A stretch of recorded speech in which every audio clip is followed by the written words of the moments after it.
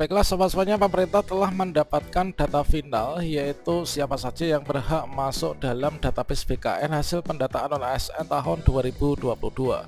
Nah, berikutnya ada 3 solusi dari Kemenpan RB terkait tentang hasil pendataan non-ASN ini. Yang pertama ini adalah diangkat semua menjadi ASN, yang kedua diberhentikan semuanya, dan juga yang ketiga diprioritaskan untuk diangkat menjadi ASN berikutnya. Pada video ini kita akan berbagi update informasi terbaru bagaimanakah cara mengecek data-data atas nama yaitu honorer yang masuk dalam database BKN, dan kira-kira siapa saja yang nantinya itu berpotensi untuk diangkat menjadi ASN tahun 2023. Namun sebelum kita lanjutkan, perlu saya ingatkan, bagi teman-teman yang mungkin baru pertama kali menemukan channel ini, silakan klik tombol subscribe-nya dan aktifkan notifikasi loncengnya, sehingga nanti jika ada update video terbaru, teman-teman tidak akan ketinggalan informasi. Untuk mengecek daftar nama yang lolos dalam pendataan non-ASN dan juga masuk dalam database BKN, ini ada 2 cara. Yang pertama, di sini kita pakai cara pertama dulu ya. Yang pertama, teman-teman bisa masuk ke pendataan non-ASN bkn.go.id, kemudian kita bisa klik enter. Nah, berikutnya pada bagian ini teman-teman silahkan klik saja ya untuk kursornya ini pada bagian pengumuman. Nah, di sini kita buka di pengumuman, kemudian kita arahkan kursornya pada bagian pengumuman BKN. Selanjutnya di sini kita bisa klik ya pengumuman BKN. Maka kita akan diarahkan menuju ke bagian ini, maka akan disampaikan yaitu data tenaga non-ASN yang sudah didata oleh admin instansi. Nah, berikutnya di sini kita tinggal mengetikkan saja, yaitu kita pilih yaitu untuk instansinya. Misalkan disinilah instansi saya. Kemudian kita pilih pemerintah kabupaten atau kota atau provinsinya. Kemudian kita bisa mengetikkan nama lengkap kita ya. Kita ketikkan nama lengkap di sini, kemudian nanti kita klik cari. Misalkan di sini kita pilih nama lengkapnya, kita sudah mengetikkan namanya, kemudian teman-teman bisa klik cari.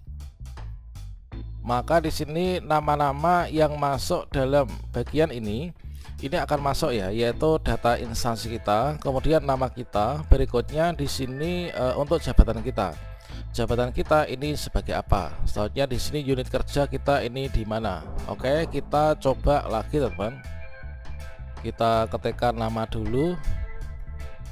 Kemudian kita klik cari, maka ditampilkan nama-nama sesuai yang kita ketik ya. Berikutnya akan ditampilkan kalau misalkan kita mengetikkan nama satu karakter, maka di sini akan ditampilkan nama dengan tambahan karakter yang lain. Nah, misalkan saja di sini untuk nama saya ini adalah yang pada bagian nomor keempat ya. Ini saya berada di sekolah ini. Saya sebagai guru SD, maka saya di sini unit kerjanya adalah seperti ini. Nah, untuk cara pertama ini kita bisa mengetikkan by name, kemudian kita cari pada bagian instansi kita. Setelah kita filter, maka kita akan mendapatkan data kita ya teman-teman. Kemudian untuk cara yang kedua, kita bisa berkunjung ke web instansi. Masih berada pada link yang sama, yaitu pendataan non-ASN bkn.go.id. Berikutnya di sini kita pilih bagian pengumuman, kita berkunjung ke bagian pengumuman instansi. Setelah kita klik, maka kita ditampilkan yaitu pengumuman pendataan di bagian instansi ya. Berikutnya di sini kita bisa berkunjung ke masing-masing instansi kita. Berikutnya kita ketikkan juga misalkan daerah saya ya. Nah, berikutnya di sini kita bisa cek di bagian pengumuman yang terakhirnya ini bagaimana. Ini masih dalam tahap uji publik yang kemarin teman-teman. Kemudian kita berkunjung mencari informasi di instansi masing-masing, yaitu siapa saja yang masuk ya. Ini kita bisa berkunjung misalkan di daerah saya. Kita berkunjung ke linknya web BKPSDM-nya. Berikutnya di sini ternyata dialihkan. Berikutnya kita cari informasi terkait pendataan non-ASN.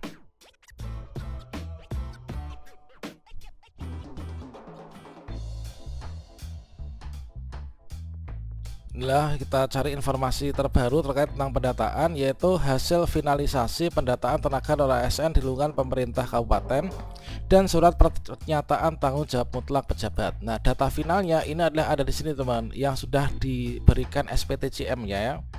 Kemudian kita bisa klik read more untuk mengetahui informasi yang lebih lanjut. Kemudian di sini kita cek, yaitu inilah surat yang resmi. Kemudian disampaikan di sini bahwa di lingkungan pemerintah kabupaten ini disampaikan bahwa untuk jumlah tenaga honorer kategori 2 itu adalah 89, kemudian jumlah pegawai non ASN ada 9 orang, sehingga totalnya ada 98 orang. Selanjutnya untuk melihat data finalisasinya, maka di sini kita bisa lihat untuk bagian yang kedua. Tentunya di masing-masing daerah ini akan sedikit berbeda ya untuk tampilan dan juga formatnya. Namun pada intinya semua itu adalah sama. Nah ini teman, yaitu untuk daftar namanya ini kita bisa lihat pada bagian ini, yaitu kita bisa cari data kita itu berada di mana, kemudian kita ada nggak sih di dalam daftar tenaga non ASN yang sudah dimasukkan atau sudah dikirimkan melalui SPTJM ya ke pusat teman. Nah selanjutnya terkait tentang langkah berikutnya setelah kita itu masuk dalam database BKN, tentunya di sini kita menunggu informasi lebih lanjut terkait tentang kebijakan berikutnya hasil pendataan non ASN.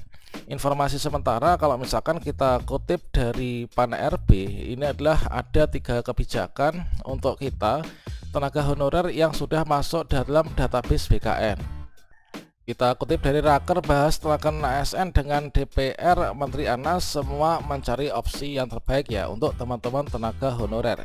Yang mana pada bagian ini disampaikan bahwa terdapat 3 solusi yang ditawarkan, yaitu tenaga non ASN diangkat seluruhnya menjadi ASN atau diberhentikan seluruhnya atau diangkat sesuai dengan skala prioritas.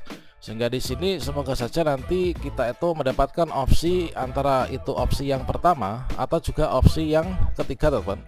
Kalau opsi pertama ini adalah semuanya ini nanti akan diangkat menjadi ASN.